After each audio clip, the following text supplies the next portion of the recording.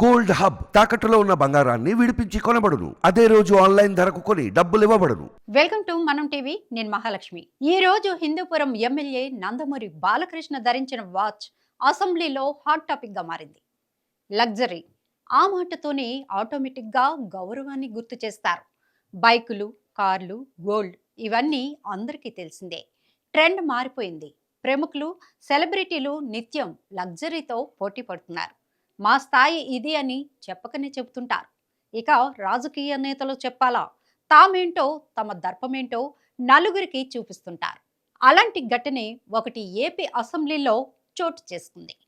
TDP అగ్రనేతల్లో ఒకరైన Hindupuram MLA Nandamuri Balakrishna చేసిన ప్రమాణ స్వీకారంతో ఏమైనా హీరో గదా అనిపించారు.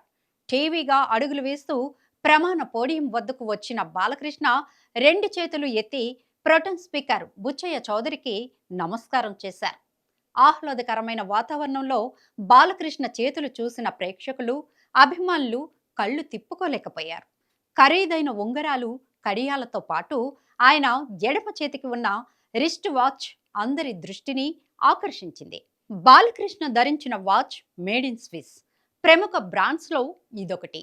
అందులో హబ్లెట్ మోడల్కు క్రేజ్ ఉంటుంది. కొనాలంటే మామూలులకు అందని ద్రాక్షే. భారత్ కరెన్సీలో బాలకృష్ణ చేతికి ఉన్న వాచ్ విలువ సుమారు 20 లక్షల రూపాయలు.